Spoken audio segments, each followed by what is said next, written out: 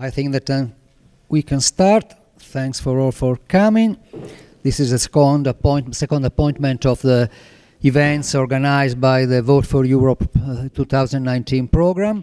This morning we discussed about, in a larger way, about what's going on with the next European election, what has changed since the first European election in 1979, and now we try to focus our attention on different issues, focusing the communication research on the next European election, how to study and what we can study in the next European election, since we just told today probably they will play a different role, where they will mark a change, a general change, probably in the history, in the traditions of European election campaign.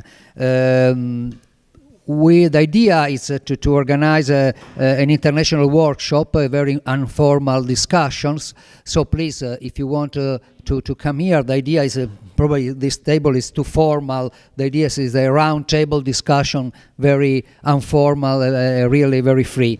Of course, I thanks all the participants, Cepernich, Christopher from the University of Turin, Olivier Baisnée from Toulouse, Marianella Belluati from as well from the University of Torino, Ben Johansson from Gothenburg, I'm coming from Rome, Pasquino, sorry, but he is not present and he apologizes.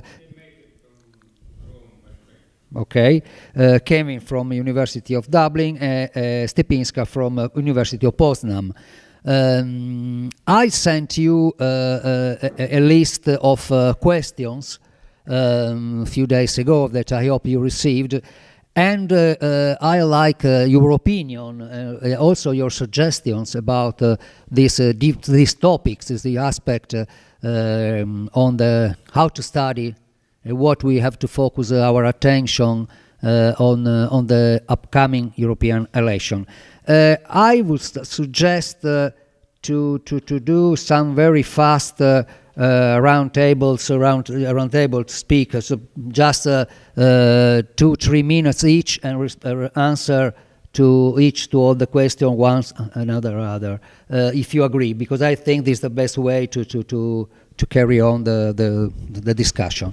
So the first question was why, according to you, it is important to study the European election campaign. Of course, a very large question. In which way does it differ from the national election campaign? Some extent we already answer this question this morning, but I like maybe listen your answer on this item. I will start from Christopher, if you like. Yes. Yes, you are over here now. Yes. Okay, microphone is. Yes, it's necessary just for not for a. Oh, okay. So. Okay. So, thank you very much, Eduardo.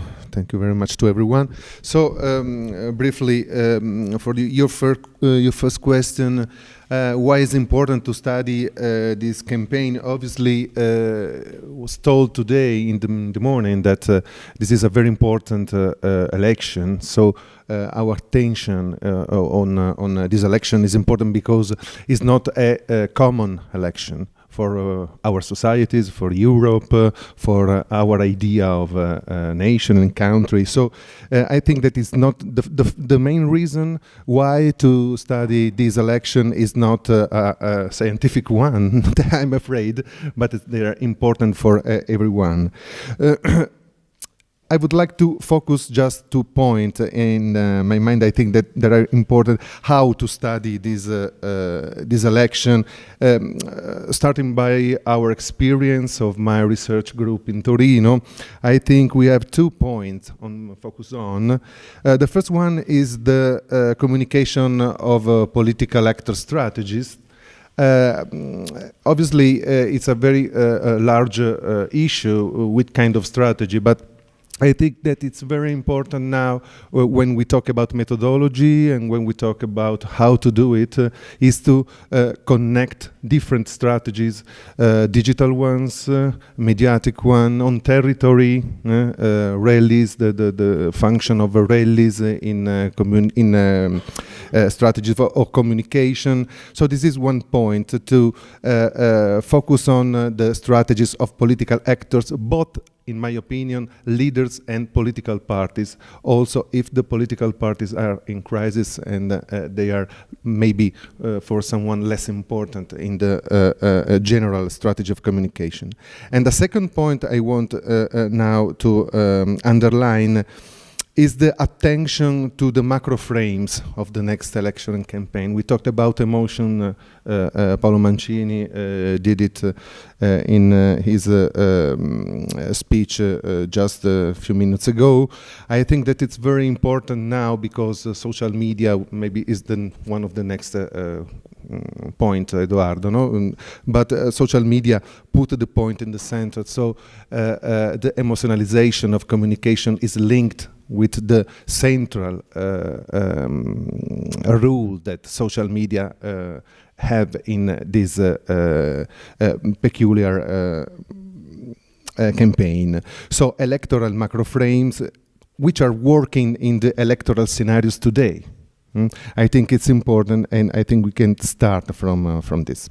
Okay, we can follow the alphabetic order. No, we change alphabetic order. Yes, it's better. Yes, yes. Oh, I am the boss. Yes, Olivier, it's your turn. So briefly, why is it important? I think for media studies, First, it's important because it's this very strange case of campaigns that do not interest journalists that much, and to my view, this interest is and maybe even more interesting as journalistic interest, because when I studied EU news, it was really interesting to study what journalists consider boring, because it tells us a lot about their definition of newsworthiness, their worldviews, and the way they see politics and what is not politics. And then for political science, that will be a very French point of view, but these elections will be the first election since Macron became president, and it will be probably a sort of political test for a political leader that has been elected in such surprising and fragile conditions. And our political system is facing its own limitations, and the European elections will provide an update of the unclear political situation. And I don't know if that will happen, but at the moment, I guess you've heard about this movement, the Gilets jaunes in French, the yellow jacket or yellow vest. But they are organizing themselves to present a list at the European elections. And the first polls show they might reach 12%. That would mean they would become the second political force in the French political landscape. I don't know if they will do it, but they discuss it at the moment. And then, once again, sorry, it's really French, but we are really puzzled at the moment. And at the moment, we can't wait for the European election. Because Macron is the first overtly pro-European president. He's a true believer. And he's not the usual lazy pro-European because everyone is for Europe, etc. And I will probably raise the stakes of what is traditionally, like in many countries, a second-order election. And I think I will keep it here. Thank you, Baisnée. So the idea that the European election will be a kind of, again, second-order campaign, so a test for several leaders, Macron in France, as well as Salvini in Italy, a national test mainly. Belluati. Thank you, Edoardo. But in my opinion, no, I study European election from 2004. For me, a European election is not secondary election because it's most important for the civil society, European civil society. But this is a general comment.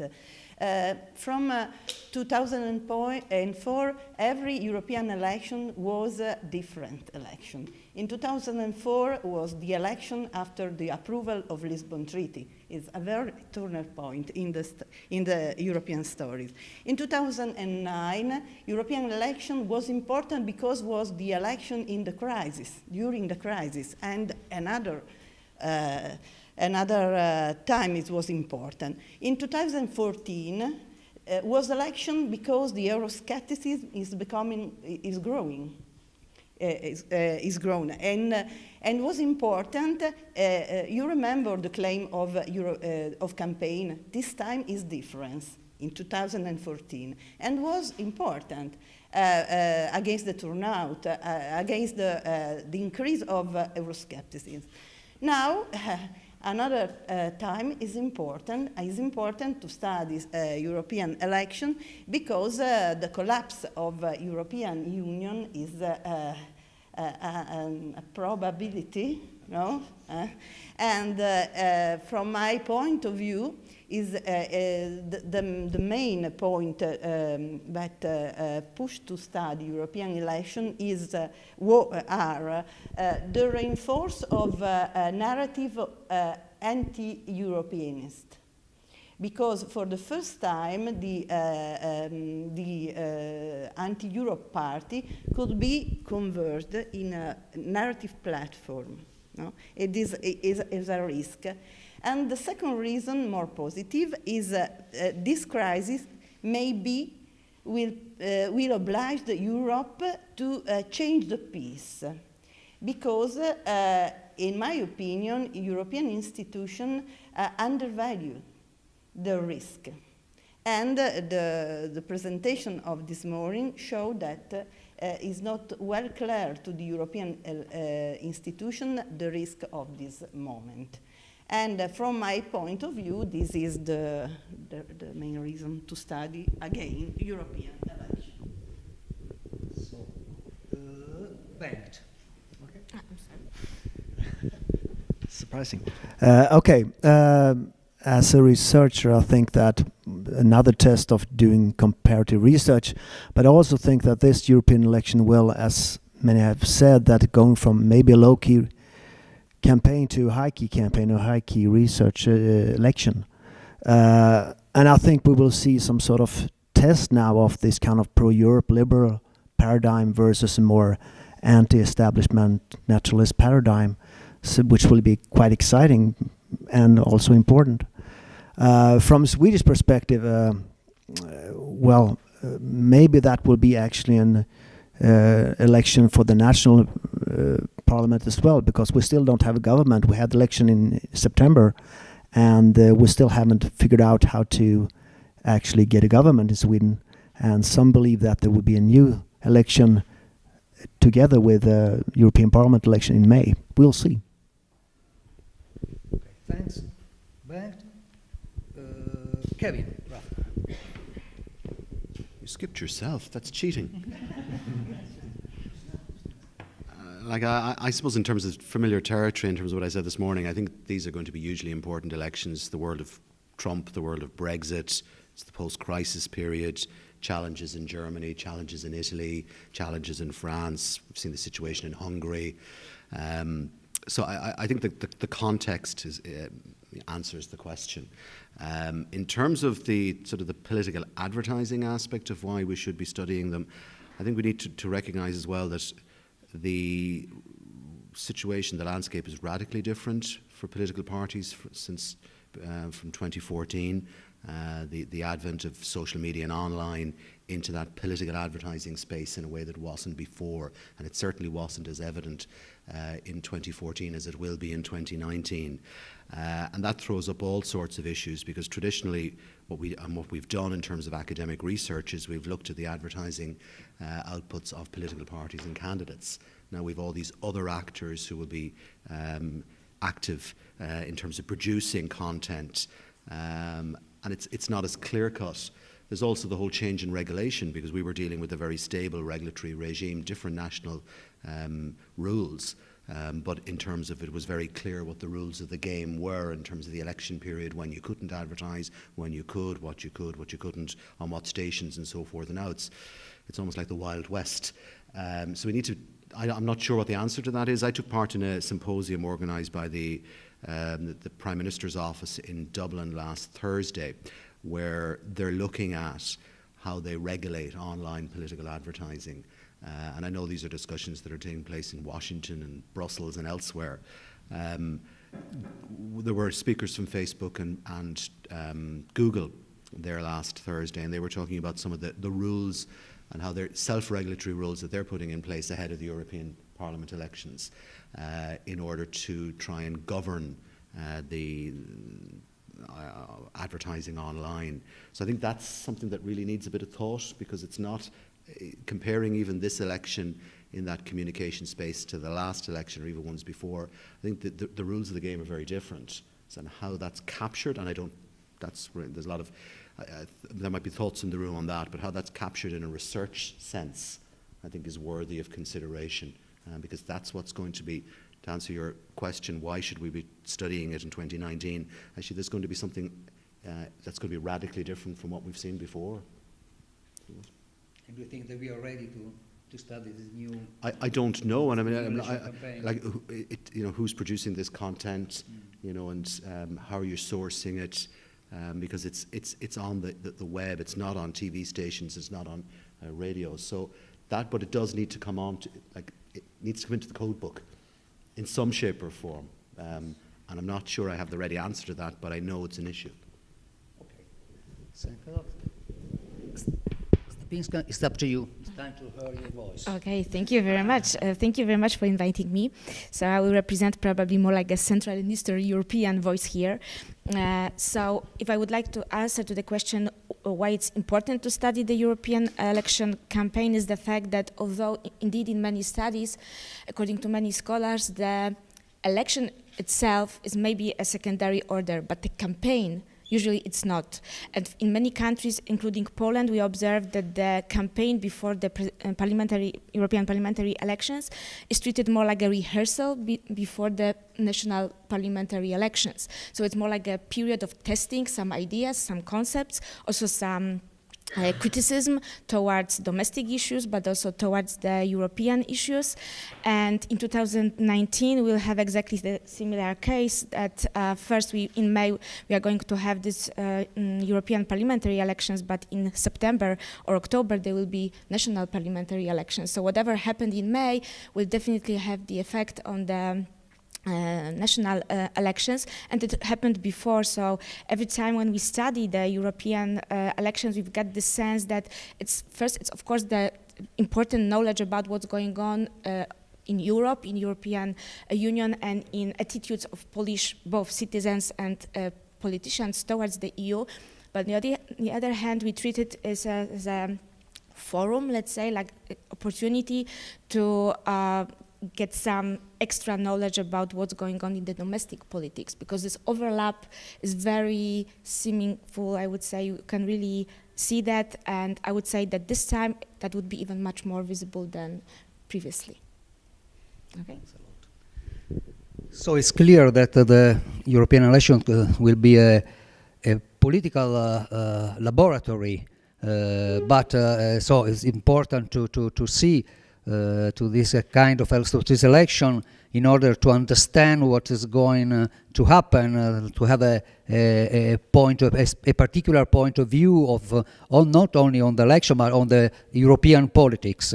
But we have to think about if are a laboratory of the campaigning. In the campaigning, the action of the campaigning, the instrument in the media, the European election and the European campaign could be a moment in which something new is experimented. But anyway, the second question was it's quite easy, but what will be the main issues of the next European election in your country?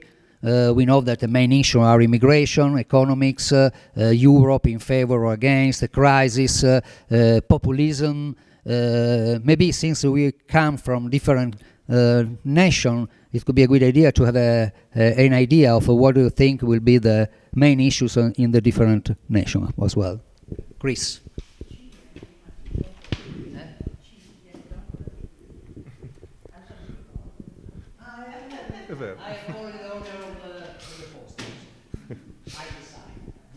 Okay, briefly. First of all, I would like to underline that when we talk about second-order election, we cannot mean less important elections. Okay, so I think that we have to consider that when we discuss the election, because just we have to refer to different ways in which citizens think about electoral behavior. Okay, exposure on media for get informations and so on. So. The point is that, in my opinion, campaign for an electoral race for Europe are obviously national. Okay, campaign issue will be national because political arena is national and mediatic arena is national. Okay, so it's very important what in this morning was said about the opportunity to an comparative approach, exactly for this reason, because every nation have a peculiar race, and we have to study everyone and compare each other. What about the issue?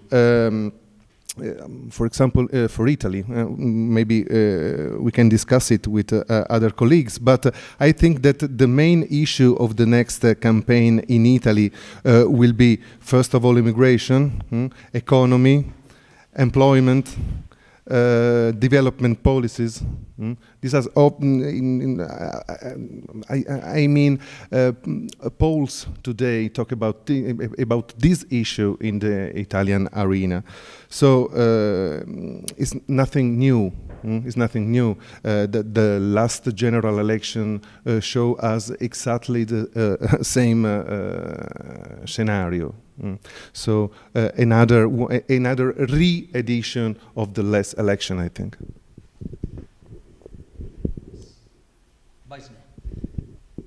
My question would be, why, if in the different nations we have the same topics, more or less, there isn't a national arena?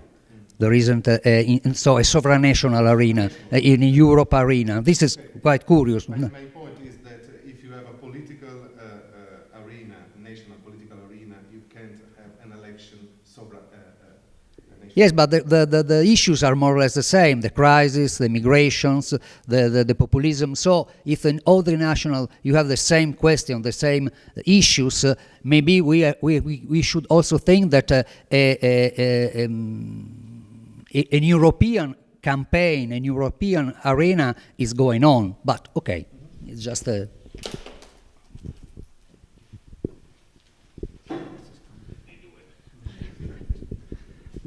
On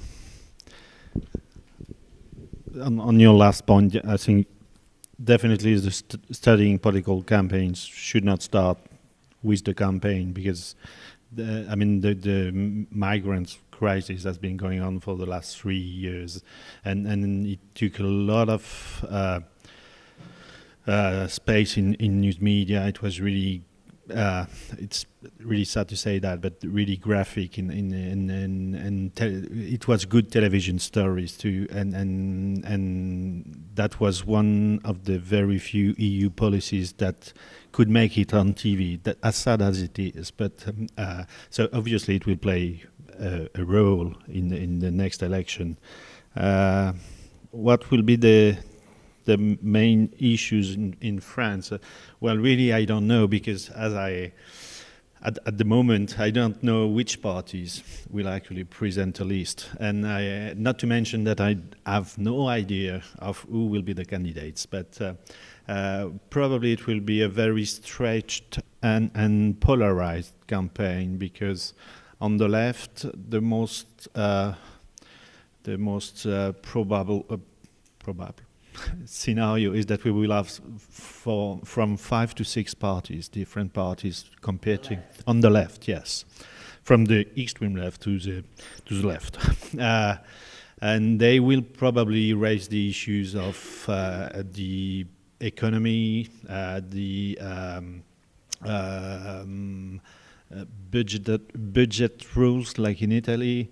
They already started, and then on the right and extreme right, because they will definitely, they are chasing the same birds, so they will stress immigration and migrant crisis. And then in the center we have this president, once again, for the first time in French politics, who is overtly pro-European. So we will have one candidate in power promoting Europe as it is. I mean, that's the European Union as it is that he promotes. And then 2 different poles really opposed to the central president, heavily criticized at the moment, not extremely unpopular. I think they had great expectation towards the European elections.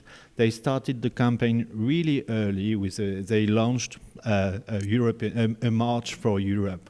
The idea was that they would knock on the door and explain to people what EU was doing, and etc., etc.